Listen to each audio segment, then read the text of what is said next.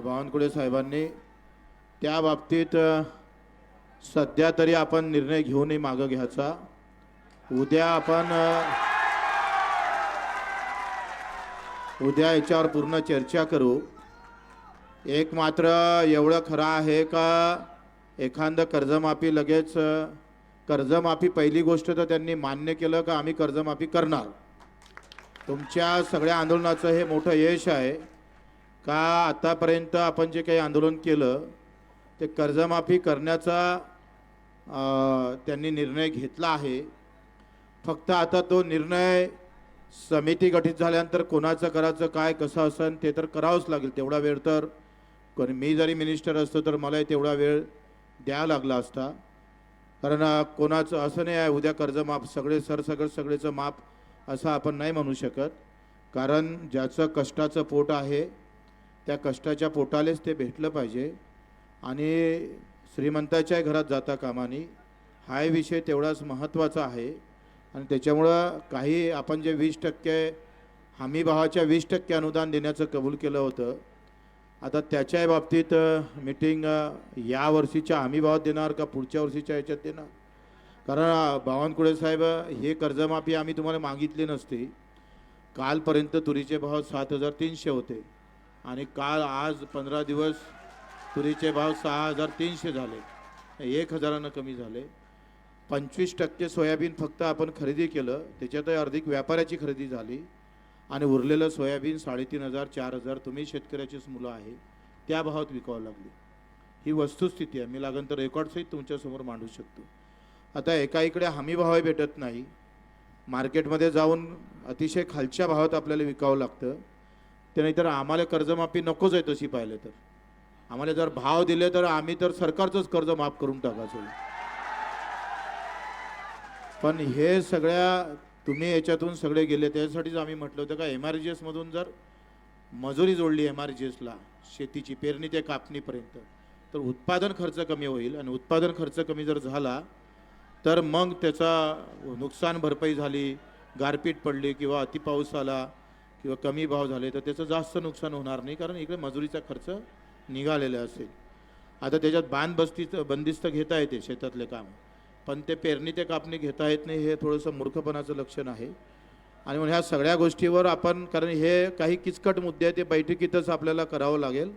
पण 2 मुद्द्यावर त्यांनी दिव्यांगाचा पगार किती वाढवणार हे सांगितलं जरी नसलं तरी मला वाटते, मला आशा आहे का इतर राज्यामध्ये 3 ते 4 हजार आहे, आम्ही जरी 6000 मागितलं असेल तर 4000च्या आत त्या दिव्यांगांना पगार देऊ नये असं आमची विनंती राहील।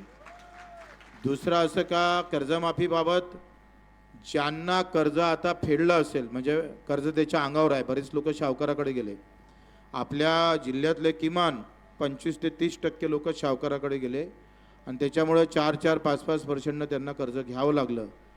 आता कर्ज असल्यावरही त्याला नवीन कर्ज या हंगामात भेटलं पाहिजे, कारण कर्जमाफी व्हायला वेळ लागत असेल तर हे कर्ज त्याच्या अंगावर असलं तरी त्याला ते नवीन कर्ज भेटलं पाहिजे, त्या सुविधा सरकारनं करून दिल्या पाहिजे। ते सुद्धा आपण CM साहेबांशी मी बोललो, त्यांनी हो म्हटलं मला का आपण ही व्यवस्था करू शकतो का ज्याच्यावर कर्ज आहे ना आम्ही त्याची माफी करतो आहे तर त्याला नवीन कर्ज देण्याची सुविधा होईल। आता हा थोडा किचकटचा आपण सगळेजण बसू, आता सगळेला विचारत बसतो म्हटलं तर एवढा विषय जाणार नाही। आपण 50 ते 60 लोक आम्ही बसू आणि आज निर्णय घेतल्यापेक्षा सगळ्याला विचारात घेऊन काय असेल तर CM साहेबांसोबत अधिक बोलून त्याच्यात अधिक काही मार्ग निघते का, किती दिवसात होऊ शकते, काय होऊ शकते, कशा पद्धतीनं होऊ शकते, त्याच्यानं मला वाटते बावनकुळेजी तुम्ही इथं आलात, आम्ही तुमची खूप वाट पाहत होतोय, म्हटलं पालकमंत्री आहे तुम्ही लवकर याल, आम्हाला जास्त दिवस उपाशी नाही ठेवणार, कारण आम्ही 20 वर्ष सोबत राहिलेलं आहे, मित्रत्वाचं नातं आहे, पण तुम्ही आम्हाला 6 दिवस उपाशी ठेवलंच आखरी, आता अजून समोर ठेवू नका, आता अजूनही समोर ठेवायची, तुम्ही म्हणून घे झालं भुत्ते तू आता टोले। तर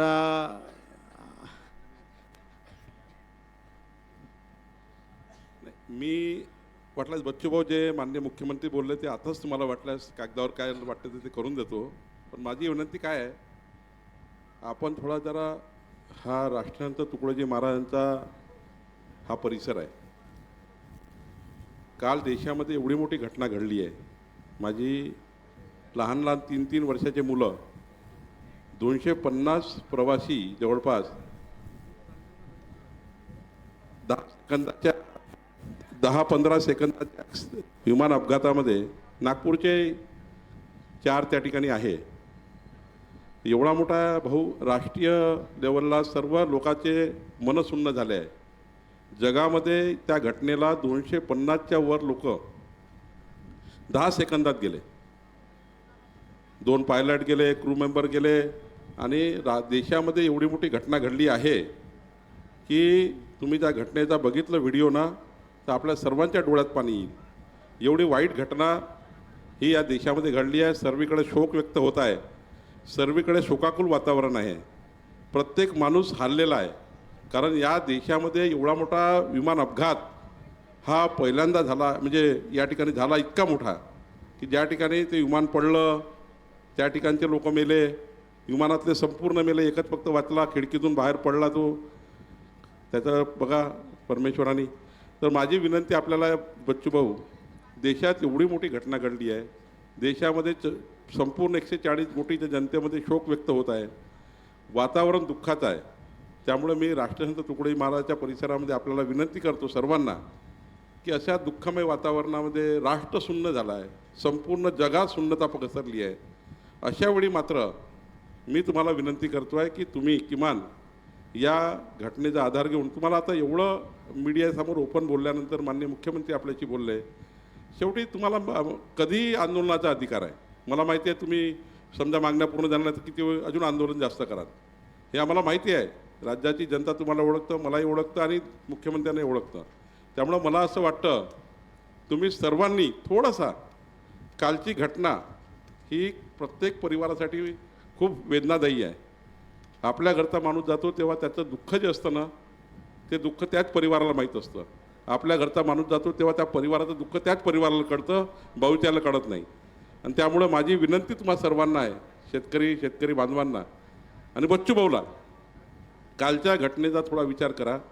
हा देश पूर्ण दुःखामध्ये आहे आणि मन सुन्न झालं आहे सर्वांचे. अशा वेळी मात्र माझी विनंती आपल्याला आहे, आपल्याला काय वाटतं की आपल्याला बोललेला शब्द कधी चुकीचा जातो, याच्यापूर्वी कधी गेला. त्यामुळं मला असं वाटतं थोडं शासनाचा विनंती मान्य करा. या दुःखाच्या वेळेससुद्धा तुम्ही थोडी पुढाकाराची भूमिका घ्या. आणि आंदोलनाचा अधिकार तुम्हाला कधीही आहे. तुम्ही कधीही आंदोलन करू शकता. त्याला काय, तुम्ही तर आंदोलनात कधीही बसता. आंदोलन करणारे तुम्ही कार्यकर्तेच आहे. त्यामुळं हे आंदोलन अजून त्या ठिकाणी पुढे तुम्ही करू शकाल जर मागण्या मान्य झाल्या नाही तर. एवढं माननीय मुख्यमंत्र्यांशी बोललो, मी स्वतः या ठिकाणी जोपर्यंत पूर्ण होत नाही. आमचे मंत्री काल सर्व बोलले. शासनाची भूमिका ही न्याय द्यायची आहे. बच्चूभाऊच्या आंदोलनाला प्रत्येक गोष्ट पुढे न्यायची आहे. मला असं वाटतं कालच्या घटनेचा आदर करून सर्व राष्ट्र दुःखामध्ये आहे. आज राष्ट्रीय शोक आहे.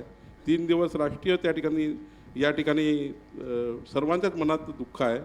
त्यामुळं थोडं त्या कालच्या घटनेचा विचार करून आपण त्या ठिकाणी थोडा माघार घ्यावी अशी विनंती पुन्हा एकदा आपल्याला करतो.